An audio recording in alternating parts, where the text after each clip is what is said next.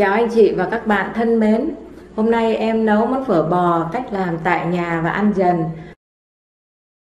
Thì bây giờ chúng ta sẽ cho vào trong hộp và bịch để bảo quản dùng dần nè.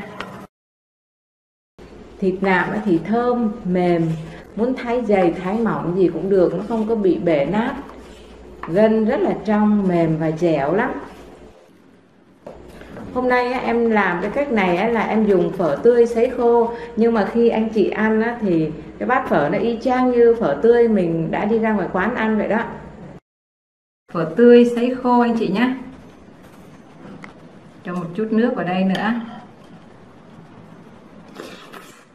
Ngon như ngoài hàng anh chị ạ. Anh chị cứ nấu theo cái công thức này và mình bảo quản dùng dần nhé. Lúc nào ở trong nhà cũng có phở tươi ngon để ăn nè. Nếu mà anh chị thích cái thịt nó có cái độ dai một chút xíu thì mình luộc khoảng 2 tiếng thôi. Còn nếu như mà anh chị mà muốn cho nó mềm thì mình để lâu hơn một chút nữa nha. Và để nấu cái nồi nước dùng thì em có 2 kg xương ống bò và 2 kg xương đuôi bò. Cái phần xương đuôi bò này không phải là cái đuôi của con bò đâu, mà nó là cái xương ở trong cái xương cùng cái đuôi á. Khi đi mua thì anh chị cứ nói cái xương đuôi của con bò là người ta biết. Và cái phần xương này thì bây giờ anh chị đem cắt nhỏ ra và đem đi rửa sạch lại cùng với nước muối loãng và chanh để làm sạch cái miếng xương đi ha. Rồi anh chị chờ cho nước nó sôi bùng lên đi mới cho xương vào để mà luộc. Nấu cho nó sôi từ 20 đến 30 phút, sau đó thì lấy ra rửa sạch lại với nước sạch. Cái nước này thì bỏ đi cho nên không cần phải vớt bọt đâu ạ.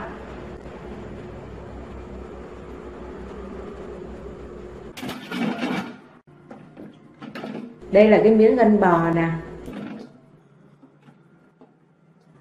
Và đây thì là miếng nạm. Anh chị đem cái phần xương này rửa sạch lại ha. Mình rửa dưới cái vòi nước cho nó trôi đi những cái gì nó còn bám ở trên miếng xương nè. Xương thì em đã rửa sạch rồi nè. Và bây giờ thì anh chị lại cho lên mình nấu nước dùng luôn ha. 2 củ hành tây này là em nướng để cho vào nồi nước dùng nè. Trước khi nướng thì em lột vỏ và rửa sạch rồi. Sau khi nướng là không có rửa lại nữa, sẽ mất cái mùi thơm. Củ gừng này cũng vậy, để nguyên vỏ rửa sạch rồi chúng ta đem đi nướng. Thì gừng và hành tây anh chị nướng cho nó thơm lên như thế này là được rồi nè. Em sẽ chuẩn bị cái nồi nước để chúng ta nấu nước dùng phở ha. Hành tây 2 củ, 300g, 180g gừng. Sau khi nướng thì anh chị chẻ gừng ra làm đôi. 1 nắm gốc ngò cạo rửa sạch, anh chị cho vào luôn ha. 2 cây baro dùng cái phần thân trắng thôi, không dùng lá. Tất cả những cái này anh chị cho vào trong một cái túi vải nhỏ thì khi chúng ta lấy ra nó sẽ dễ hơn. Nồi nước dùng cùng với là nguyên liệu tạo hương thơm đã sôi bùng lên rồi nè anh chị. Cần phải sôi bùng lên thì chúng ta mới cho xương vô cùng với gân và thịt vào. Cái nồi nước dùng để nấu phở thì em sẽ lấy 10 lít. Anh chị cho nước ngập lên nhiều chút, bởi vì mình hầm lâu mà. Chúng ta hầm 8 đến 10 tiếng. Trong khi hầm mà nó cạn thì anh chị cứ châm thêm cái nước vào thôi, nhưng mà cần phải dùng nước sôi nha. Cho xương vô rồi cái nồi nước nó sôi trở lại thì anh chị giảm lửa rồi chúng ta vớt bọt nha. Đây em sẽ vớt cái bọt này đi. Anh chị canh nếu mà nó có bọt thì vớt bọt đi để cho nước được trong. Khi mà làm cái này anh chị dùng một cái thau mình để miếng nước vào trong đó thì khi mà mình bỏ cái bọt này vào đây nó sẽ tráng sạch và cái môi nó không có dính cái bọt đưa trở lại vào trong nồi. Và lúc này thì em sẽ để lửa nhỏ riu thôi cho nó sôi riu nhưng mà phải sôi nha.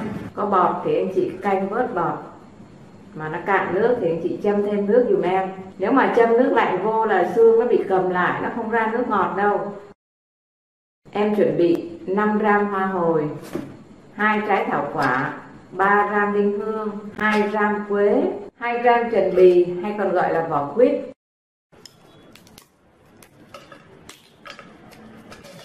Mấy cái vị mà tạo hương thơm này anh chị rang nhỏ lửa thôi, cho đến khi mà có cái mùi thơm nồng lên là chúng ta tắt bếp. Bây giờ em tắt bếp rồi, em sẽ cho 2 muỗng cà phê hạt ngọt, 2 muỗng cà phê tiểu hồi. Cái này nhìn nó giống như cái hạt lúa đó anh chị. Thì khi mình tắt bếp rồi cái chảo còn nóng nè, mình cho 2 cái này vô mình đảo lên là được.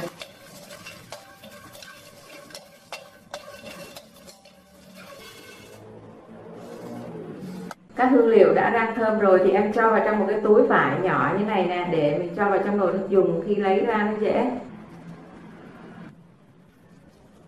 Thịt nạc em nấu nó cũng đã mềm rồi, giờ lấy ra và cho vào trong cái thau nước lạnh luôn. Và gân cũng vậy, anh chị kiểm tra khi nào thịt mềm thì lấy ra, và gân mềm thì chúng ta lấy ra. Em không thể nói được cái thời gian bởi vì là tùy miếng thịt và miếng gân. Thì khi vớt ra anh chị cho vào trong cái thau nước lạnh á, đợi cho nguội rồi chúng ta lấy ra để ráo, bịt kín lại và bảo quản ở trong ngăn mát. Khi nào dùng thì đem ra cắt. Nồi nước dùng á, em đã nấu được 4 tiếng rồi. Bây giờ vớt cái hành tây cùng với gừng, ba rô và gốc ngò rí ra ngoài luôn. Tiếp đến thì em cho cái túi hoa hồi, thảo quả, quế cùng với các loại vào luôn nha. Thì lúc này á, nước nó cũng cạn xuống rồi nè, em chế thêm vào đây một ít nước sôi ha, và mình lại tiếp tục hầm tiếp.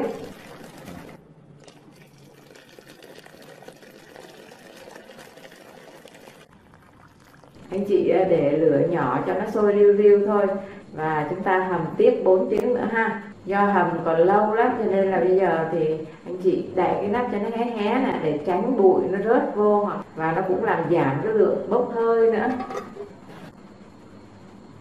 Cái nồi nước dùng mà em nấu đã được 8 tiếng rồi này anh chị. Em sẽ vớt cái túi thơm ra luôn nha, và là mình lược để lấy cái nước trong, bỏ hết những cái phần xương rồi này kia đi. Trong quá trình mà mình hầm á, thì cái nước nó bị rút xuống á. Nhìn cái xương ống á, nó rỗng rồi nè. Lúc này xương nó rụt hết rồi đó, nước ngọt nó ra nè. Thì em lọc, em lấy cái phần cốt, xong rồi mình cho thêm vào đây, cho thêm nước sôi á, cho đủ 10 lít rồi nè. Em dùng 20g cam thảo, anh chị rửa sạch để ráo, rồi sau đó mình rang khô là được. Cho vào cái túi rồi, nồi nước dùng này nấu cho sôi lên rồi thì mới cho cái túi cam thảo vô. Cho cái túi cam thảo vào trong cái nồi nước dùng á, mình nấu để cho nó ra cái nước ngọt á. Bởi vì cái xương bò nó không có ngọt nhiều, và đồng thời cũng để giảm cái lượng bột ngọt lại. Tiếp đến em sẽ nêm vào đây 65g muối hạt, một muỗng canh đầy như thế này là 20g. Dùng muối hạt sẽ giúp cho nước dùng không có bị gắt. 80g hạt nêm, em dùng hạt nêm Knorr. 120g đường phèn, 60g bột ngọt. Anh chị nấu sôi 20 đến 30 phút để cho cái gia vị nó hòa tan, rồi chúng ta nêm lại. Thông thường chúng ta cứ nghĩ là bột ngọt nó độc hại, nhưng thực ra nó không có độc hại nếu chúng ta chế biến đúng cách. Khi mình nấu ăn ở nhà thì cái nhiệt độ chỉ khoảng 200 độ trở lại, mà cái bột ngọt chỉ độc khi mà nhiệt độ vượt quá 300 độ C. Cho nên là anh chị cứ yên tâm ha. Em cũng chia sẻ thêm như vậy, anh chị nên nếm theo khẩu vị của gia đình mình. Thực ra thì em cũng đã giảm cái lượng bột ngọt tối đa rồi. Em nấu sôi đã được 30 phút rồi đó. Bây giờ thì em lấy cái bịch cam thảo ra.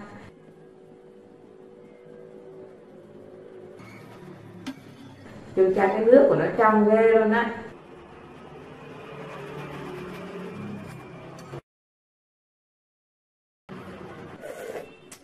Vị mặn ngọt cũng vừa rồi anh chị ạ.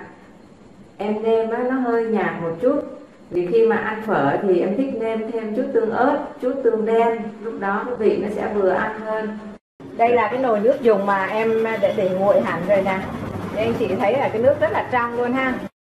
Thì bây giờ chúng ta sẽ cho vào trong hộp và bịch để bảo quản dùng dần nè.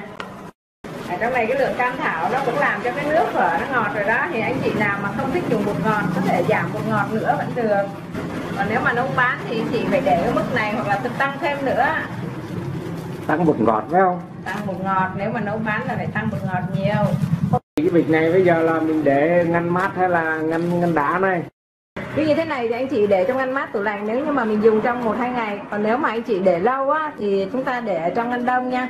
Đây nhà mình thì mỗi hai vợ chồng thôi thì ăn mỗi lần 2 tô như thế này là nhiều rồi à. Đó, bây giờ cứ để vào ngăn đông đi. Ngày mai anh muốn ăn phở là tối nay em sẽ để trong ngăn mát. Xong rồi bắt đầu là nó sẽ tan ra thì mình nấu là an toàn thực phẩm luôn. Mình để trong ngăn mát là nó rã đông ra từ từ, rồi đến sáng là nó thành nước rồi, mà nó vẫn được bảo quản trong tủ lạnh đó. Nước phở rất là thơm luôn á. Thì mình cho thêm vào đây một ít ớt nè, nặn miếng chanh lên. Rau ăn phở thì em hay ăn với quế, có ngò gai và ngò ôm nữa. Tương đen nè, một ít tương đỏ,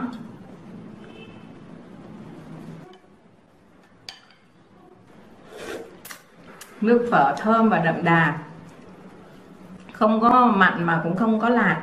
Cái vị ngọt thì ở trong miền Nam như này là vừa rồi. Các anh chị mà không thích cái vị ngọt thì anh chị giảm đường giúp em nha. Phở tươi sấy khô anh chị nhé. Cho một chút nước vào đây nữa.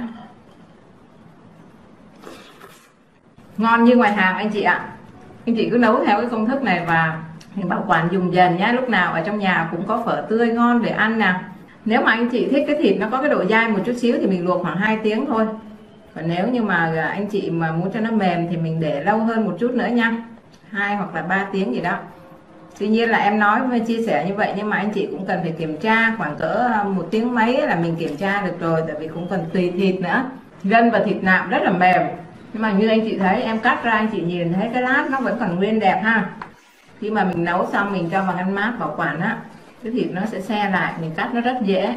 Vừa rồi em đã chia sẻ đến anh chị và các bạn cách nấu phở để ăn dần ở trong gia đình, ngon như ngoài hàng luôn. Nó có hương thơm đặc trưng của phở và nó không có nặng mùi bò mà nó hương nó rất là nhẹ nhàng, vị thì đậm đà, nước phở trong. Mình ăn cùng với lại bánh phở tươi sấy khô, ngon như ngoài hàng mà mình ăn tại trong gia đình luôn.